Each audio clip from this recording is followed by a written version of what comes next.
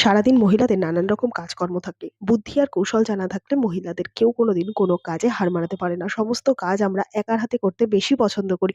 তাই সমস্ত কাজ করার আগে যদি একটু বুদ্ধি আর পরিকল্পনা মাফিক কাজগুলোকে গুছিয়ে নেওয়া যায়, তাহলে নিজেদের বেশ খানিকটা কিন্তু সময় বাঁচবে। সাথে মাসিক খরচও কিন্তু কমবে। আর আজকে সেই রকমই বেশ কিছু জানা অজানা টিপস তোমাদের সাথে শেয়ার করব। চলো তাহলে আজকের ভিডিওটা শুরু করে দিই।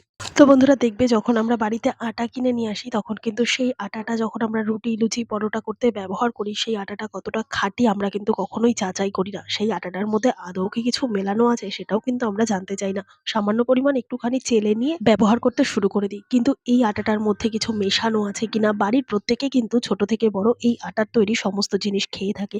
কিন্তু যদি এর মধ্যে কিছু মেশানো থাকেই, তাহলে কিভাবে বুঝবো? তারা কিন্তু দীর্ঘদিন খেতে, খেতে অসুস্থ হয়ে পড়বে। সেই দেখার দায়িত্বটাও কিন্তু একজন গৃহিণীরই থাকে।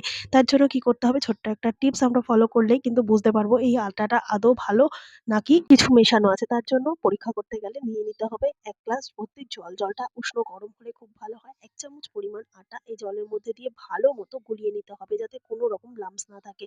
তো এইভাবে গুলিয়ে নিলে কি হবে, যদি আটাটার সাথে, সাথে ভালো মতো মিশে যায় তাহলে বুঝতে হবে আটাটা ভালো। আর যদি এই আটাটা গোলানোর পর জলের উপরের স্তরে দেখা যায় কোনো কিছু দানা বা কোনো তেল জাতীয় কিছু ভাসছে, তো তাহলে বুঝতে হবে আটাটার মধ্যে কিছু মেশানো আছে। কেননা কোনো রকম যদি কোনো কিছু কেমিক্যাল হোক বা কোনো কিছু যদি মেশানো থাকে, আটাটা যদি ডুপ্লিকেট হয়, তাহলে কিন্তু আটাটা জলে গোলানোর পর জলের উপরের স্তরে একটা তেলাক্ত মতো একটা লেয়ার ভাসতে দেখা যাবে। তাহলেই বুঝতে হবে যে এই আটাটার মধ্যে ডুপ্লিসিটি কিছু আছে, কিছু মেশানো আছে। তো এইভাবে কিন্তু সহজ একটা কাজ করে আমরা তারপর রান্নার কাজে ব্যবহার করতে পারি। তাহলে প্রত্যেকেই আমরা সুস্থ থাকবো। আশা করছি এই ছোট্ট টিপসটা আমরা করে দেখতেই পারি। টিপসটা ভালো লাগলে একটা লাইক করে দিও। চলে গেলাম পরের টিপসে। বন্ধুরা, শীতকালে জামাকাপড় কাচলে সেই জামাকাপড় শোকানো নিয়ে কিন্তু গৃহিণীদের একটা বিশাল বড় চিন্তা থাকে। কেননা যেমন তেমন ভাবে কাচা গেলেও রোদ যদি ঠিকঠাক মতো না ওঠে, সেক্ষেত্রে নরমাল জামাকাপড় তো আছেই, সাথে কিন্তু সোয়েটার বা মোটা উলের যে সমস্ত জামাকাপড় সেগুলো শোকাতেও অনেক বেশি সময় লাগে। তো আজকে এমন একটা সহজ পদ্ধতি তোমাদের সাথে শেয়ার করব যেইভাবে কিন্তু সমস্ত ভেজা জামাকাপড়, যদি হালকা ভেজা থাকে, সবকিছুই কিন্তু শুকিয়ে যাবে। বিশেষ করে নরমাল জামাকাপড় হলেও এই প্যান্টের এলাস্টিক বা জামার গলার হাতা, এই সমস্ত জায়গাগুলো কিন্তু একটু মোটা সেলাই থাকে। সেই জামার জায়গাগুলো কিন্তু শোকাতে চায় না। তো কিভাবে শুকিয়ে নেব? তো তার জন্য দেখো বন্ধুরা, আমরা যখন হাঁড়িতে করে বা সসপ্যানে করে ভাত করি বা স্নানের জন্য গরম জল বসাই, তখন কিন্তু বেশ খানিকটা জল আমাদের ফুটতে দিতে হয়। তো এইরকমভাবে যখন কোনো কিছু বড় একটা পাত্র গ্যাসের ওপর বসানো হবে, সেই সমস্ত পাত্রের ওপর যদি আমরা এইরকমভাবে ভেজা যে জায়গাগুলো আছে বা ভেজা হালকা শুকনো জামাকাপড়গুলো, সেগুলো যদি এইভাবে রেখে দিই, তাহলে কিন্তু এর যে একটা গরম তাপ বা ভাপে কিন্তু সমস্ত জামাকাপড়ের যেটুকু ভেজা ভাব থাকলো বা একটা ঠান্ডা, ঠান্ডা ভাব থাকলো, সেটা কিন্তু সমস্ত শুকিয়ে যাবে। যদি আমরা কোনো কিছু রান্না নাও করি সেক্ষেত্রেও হবে। তো এখানে একটা পাত্র আমি এরকম ধরনের বড় বসিয়ে নিয়েছি আর এরকমভাবে উল্টো দিক করে বেশ খানিকটা সময় গরম করে নেব পাত্রটা। তারপর গ্যাসটা বন্ধ করে দেবো। হালকা গরম হলেই কিন্তু এই গরম পাত্রের ওপর সমস্ত ভেজা জামাকাপড়গুলো দিয়ে দেবো। তো এইভাবে কয়েক সেকেন্ড যদি রেখে দিই, তাহলে সমস্ত যে জলীয় ভাবটা ছিল সেটা কিন্তু ড্রাই হয়ে যাবে। যার জন্য কোনো রকম রোদে দেওয়ারও প্রয়োজন নেই, বা রোদ কম থাকলেও কিন্তু এভাবে শুকিয়ে নিতে পারি। আবার কখনোই কিন্তু আমরা পাখা চালিয়ে শুকাতে দেব না।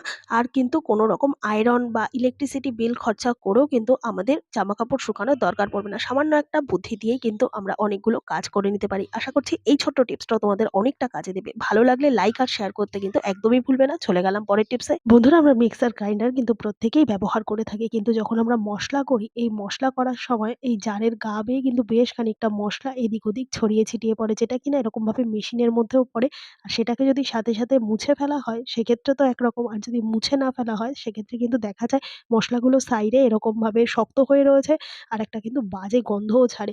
ঠিকঠাক মতো পরে যদি আমরা পরিষ্কার করি, তাতে কিন্তু এর ময়লাটা ঠিকঠাক মতো পরিষ্কার হলেও দেখা যায় যে আস্তে, আস্তে কিন্তু মিক্সির বডির এই শাইনিং ভাবটা নষ্ট হয়ে যায়। তার জন্য এখানে নিয়ে নেব খুব সামান্য পরিমাণে একটুখানি ভ্যাসলিন। ভ্যাসলিন একটুখানি হাতের মধ্যে নিয়ে একটা কাপড়ের কোণার মধ্যে একটুখানি দিয়ে তারপর কি করতে হবে, ভালো মতো যদি মিক্সির বডিটার গায়ে আমরা ঠিক মতো ভালো করে মুছে দিই, সেক্ষেত্রে সমস্ত ময়লা যেরকম পরিষ্কার হবে, সাথে কিন্তু এর যে একটা শাইনিং ভাব সেটাও ফিরে আসবে। আর এটা যেহেতু ইলেকট্রনিক্স জিনিস, তাই কিন্তু আমরা কোনো রকম ভাবে জল বা লিকুইড কোনো কিছু দিয়ে মুছতে পারবো না। তো শুকনো কাপড়ের মধ্যে খুব সামান্য পরিমাণ একটুখানি ভ্যাসলিন দিয়ে যদি মুছে নিই, সেক্ষেত্রে সমস্ত মসলা যে শক্ত হয়ে থাকে সেটা যেরকম উঠে যাবে, সাথে কিন্তু মিক্সার গ্রাইন্ডারের শাইনিং ভাবটাও বজায় থাকবে। আর আরো একটা বিষয় হচ্ছে যে অনেক সময় হয় মিক্সার গ্রাইন্ডারের মধ্যে ছোটখাটো আরশোলা বা কোনো তেলেপোকা ঘুরতে ফিরতে দেখা যায়। তো যেহেতু এটাকে ভ্যাসলিন দিয়ে মোছা হয়, সেক্ষেত্রে ভ্যাসলিনের যে একটা গন্ধ, সেই গন্ধের জন্য কিন্তু ধারে কাছে কোনো রকম তেলেপোকা বা আরশোলা আসতেও পারবে না। তো এবার থেকে সপ্তাহে অন্তত অন্তত ১ থেকে ২ বার যদি এইভাবে পরিষ্কার করে নেওয়া যায় জিনিসটা কিন্তু অনেকটা ভালো থাকবে। আশা করছি টিপসটা কাজে দেবে। চলে গেলাম পরের টিপসে। বন্ধুরা, পাতিলেবু কিন্তু আমরা প্রত্যেকেই কম বেশি খেয়ে থাকি। খাওয়া ছাড়াও নানান রকম বাসনপত্র মাজার ক্ষেত্রে আমরা পাতিলেবু ব্যবহার করে থাকি। তো যে কাজেই আমরা ব্যবহার করি না কেন, দেখা যায় যদি পাতিলেবুটা আমাদের পুরো ব্যবহার করতে না হয়, সেক্ষেত্রে আমরা অর্ধেক মাঝ বরাবর এইভাবে কেটে পরিমাণ মতো রস নিয়ে তারপর বাদবাকি অংশটা এইভাবে আমরা ফ্রিজের মধ্যে রেখে দিই। এইভাবে যদি আমরা ফ্রিজের মধ্যে রাখি সেক্ষেত্রে দেখা যায়, দেখতেই পাচ্ছ যে লেবুটা কিন্তু একেবারেই শুকিয়ে গেছে। তো কোনো রকম লেবুর মধ্যে কিন্তু আর রস নেই। যতই বাইরের দিকটা ফ্রেশ লাগুক না কেন, সবুজ থাকুক না কেন, লেবুটা কিন্তু একেবারে পুরো রস শুকিয়ে গেছে। তো কিভাবে আমরা লেবু সংরক্ষণ করব তার একটা ছোট্ট টিপস। এখানে আমি নিয়ে নিয়েছি ১ টুকরো ফয়েল পেপার। ফয়েল পেপার যদি না থাকে সাদা কাগজের টুকরো এক্ষেত্রে ব্যবহার করতে পারো। তবে ফয়েল পেপার থাকলে কিন্তু খুব ভালো হয়। ভালো মতো লেবুর কাটা অংশের দিকটা মুখটা এইভাবে বন্ধ করে দিয়ে আমরা ফ্রিজের মধ্যে যদি স্টোর করে রাখি সেক্ষেত্রে ১৫ থেকে ২০ দিন পর্যন্ত একই রকম ফ্রেশ থাকবে লেবুটা। কোনো রকম রস কিন্তু শুকিয়ে যাবে না। আরো একটা পদ্ধতি আছে, এইরকমভাবে ফয়েল পেপারের মধ্যে মুড়ে নিয়ে এখানে আমি নিয়ে নিয়েছি একটা পাত্রের মধ্যে বেশ খানিকটা জল। জলের মধ্যে যদি এইভাবে আমরা অর্ধেক অবস্থায় লেবুটাকে ভিজিয়ে রাখি তাহলেও কিন্তু প্রায় ১৫ থেকে ২০ দিন নরমাল অবস্থাতেও ভালো থাকবে। তো আশা করছি এই ছোট্ট টিপসটাও তোমাদের অনেকটাই কাজে দেবে। ভালো লাগলে লাইক করতে ভুলো না। চলে গেলাম পরের টিপসে। বন্ধুরা, আমরা প্রত্যেকেই কিন্তু বেগুনের নানান রকম রান্না খেয়ে থাকি। বেগুন ভাজা থেকে শুরু করে বেগুন পোড়া সমস্তটাই খেয়ে থাকি। কিন্তু শীতকালের স্পেশাল একটা রেসিপি হচ্ছে বেগুন পোড়া। তার জন্য আমাদের বেগুনটাকে পুড়িয়ে নিতে হয়। আর বেগুন পোড়ানোর সময় আমরা বেশ কতগুলো কিন্তু ভুল করি। যার জন্য কিন্তু আমাদের বেগুন পোড়ানোর পর যখন খাবো তখন কিন্তু সেই পোড়ানোর যে গন্ধ, একটা স্মোকি ফ্লেভার, সেটা কিন্তু বেশিক্ষণ থাকে না। তার জন্য বেশ কতগুলো ছোট, ছোট টিপস তোমাদের সাথে শেয়ার করব। বেগুনটাকে যখন আমরা পোড়াতে বসাবো তখন গাটাকে ভালো মতো ধুয়ে নিয়ে ডিরেক্ট আমরা আগুনের মধ্যে পুড়িয়ে নেব।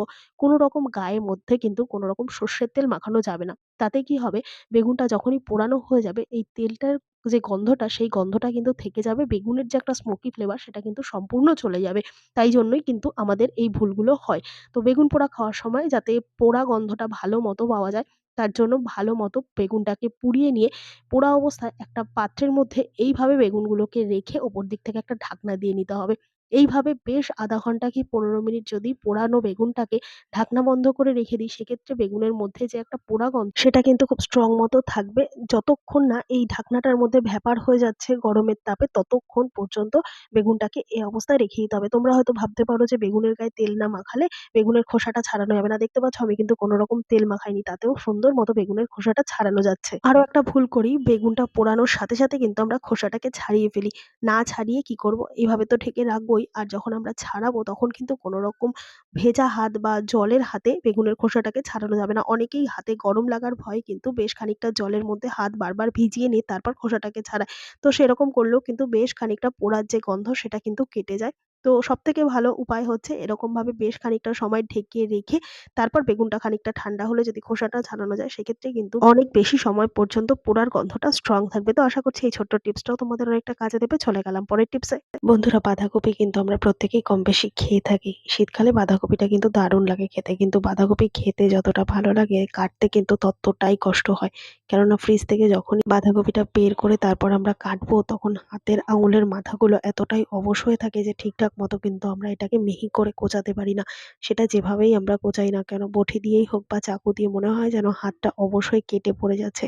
তো কিভাবে আমরা বাঁধাকপি কাটলে কোনো রকম হাতের অসুবিধা হবে না তার জন্য বেশ কতগুলো টিপস তোমাদের সাথে শেয়ার করব। আর বঁটি, চাকু, ছুরি ছাড়াও কিন্তু বাঁধাকপি কাটা সম্ভব। তো তার জন্য এখানে কি করেছি, ছোট একটা টুকরো নিয়ে নিয়েছি বাঁধাকপিটা কোচানোর জন্য। এরপর বাঁধাকপি কাটতে গেলে কিন্তু অনেক সময় আমাদের চাকু দিয়ে কাটার সময় হাত কেটে যাওয়ার ভয় থাকে। তো হাতের আঙুলগুলো বাঁচানোর জন্য এখানে একটা ছোট্ট টুল আমি তৈরি করে দেখাবো। এখানে আমি নিয়ে নিয়েছি একটা কন্টেনারের ঢাকনা। এই ধরনের পলিথিনের ঢাকনাগুলো এখানে নিতে হবে। আর নিয়ে নিয়েছি একটা সেফটি পিন। সেফটি পিনটাও এক্ষেত্রে একটু বড় সেফটি পিন নিতে হবে। এরপর সেফটি পিনটাকে ভালো মতো গরম করে নিয়ে নিচের দিকে দুটো ছিদ্র করে এইভাবে সেফটি পিনটাকে এই কন্টেনারের ঢাকনার মধ্যে এইভাবে আটকে দেবো। তো এখানে সেফটি পিনটা দেওয়ার একটাই কারণ, এই সেফটি পিনটা কিন্তু আমাদের হাতের একটা প্রোটেকশনের কাজ করবে। এবার এই সেফটি পিনের মধ্যে আঙুলগুলোকে ঢুকিয়ে এইভাবে নিয়ে কি করব, বাঁধাকপিটাকে কাটবো। তো এইভাবে যখনই আমরা ছুরি দিয়ে বাঁধাকপি কাটবো তখন দেখা যায় যে আমরা যে বাঁ হাতটা দিয়ে কপিটাকে চেপে ধরে রেখে তারপর ছুরি দিয়ে বা চপার দিয়ে কাটি সেক্ষেত্রে কিন্তু বাঁ হাতের আঙুলগুলো কেটে যাওয়ার একটা সম্ভাবনা থাকে। তাই আঙুলটাকে গার্ড করার জন্য এরকম ভাবে যদি আমরা একটা কন্টেনারের ঢাকনাকে প্রোটেকশন টুল হিসেবে বানিয়ে নিয়ে তারপর আমরা বাঁধাকপিটা কোচাতে পারি, সেক্ষেত্রে যেরকম কাটাটাও সুন্দর হবে, হাত কেটে যাওয়ারও ভয় থাকবে না। আবার কখনো, কখনো এরকম হয় যে আমরা চাকু দিয়ে বাঁধাকপিটা কাটবো, চাকু বা ছুরি, তো সেটা কাটতে গিয়ে দেখা যায় যে ধার চলে গেছে। তখন কিন্তু সাথে, সাথে আমাদের দোকান বাজারে নিয়ে গিয়ে নতুন চাকু ছুরি কেনাও সম্ভব হয় না। আবার পুরোনোটাকে ধার দিয়ে নিয়ে আসারও সুযোগ হয় না। তার জন্য এখানে নিয়ে নিয়েছি নেল কাটার। নেল কাটার কিন্তু আমাদের প্রত্যেকের বাড়িতেই থাকে। আর নেল কাটারের যে অংশটা দিয়ে আমরা নখ কাটার পর নখটাকে সেভ করি। তো ফাইল মতো যে অংশটা রয়েছে সেই সেভের অংশটাকে দিয়ে এইভাবে আমরা কিন্তু চাকু, ছুরি, চপার এগুলোকে ধার দিয়ে নিতে পারবো। হালকা করে বেশ কয়েকবার ঘষে নিলেই কিন্তু চাকুটা আবার ধার হয়ে যাবে। কেননা ফাইলের এখানে একটা যে খাঁজ কাটা অংশ রয়েছে এটা দিয়ে কিন্তু সুন্দর মতো ধার হয়ে যায়। তারপর যে চাকু দিয়ে কপি কাটা যাচ্ছিল না সেই চাকু দিয়ে সুন্দর মতো কিন্তু আমরা কপি কাটতে পারবো। সাথে, সাথে দোকান বাজার গিয়ে নতুন কেনারও প্রয়োজন পড়বে না, আর ধার দিয়ে আনারও প্রয়োজন পড়বে না। তো আশা করছি এই টিপসটাও কাজে দেবে। এছাড়াও আমরা কিন্তু বঁটি, ছুরি, চাকু, চপার এগুলো ছাড়াও কিন্তু চামচ দিয়ে খুব সুন্দর মতো বাঁধাকপি কুচিয়ে নিতে পারি। তো তার জন্য এখানে আমি ২ রকম চামচের ব্যবহার করেছি। তোমরা যেটা দিয়ে সুবিধা হবে সেটা দিয়ে করতে পারো। কাঁটা চামচের সামনের দিকের অংশটাকে এইভাবে আস্তে, আস্তে চেপে ধরে কিন্তু সুন্দর মতো বাঁধাকপি মিহি করে কুচিয়ে নেওয়া যায়। তো দেখতে পাচ্ছ এখানে কিন্তু অল্প সময়ের মধ্যে এই চামচ দিয়েও আমি বাঁধাকপি কুচিয়ে নিলাম। আর নরমাল চামচ দিয়েও কিন্তু সুন্দর মতো বাঁধাকপি কোচানো যাবে। তো এইভাবে যদি আমরা অবসর সময়ে বাঁধাকপিগুলো কুচিয়ে নিতে পারি তাহলে যেরকম সময় নষ্ট হবে না, আর কাজ করতে গিয়ে হাত কেটে যাওয়ারও ভয় থাকবে না। বঁটি, ছুরি, চাকু, চপার ছাড়া কিন্তু সুন্দর মতো চামচের সাহায্যেও আমরা বাঁধাকপি মিহি করে কুচিয়ে নিতে পারবো অল্প সময়ের মধ্যে। তাতে আমাদের পরিশ্রমটাও একটু হলেও কমবে।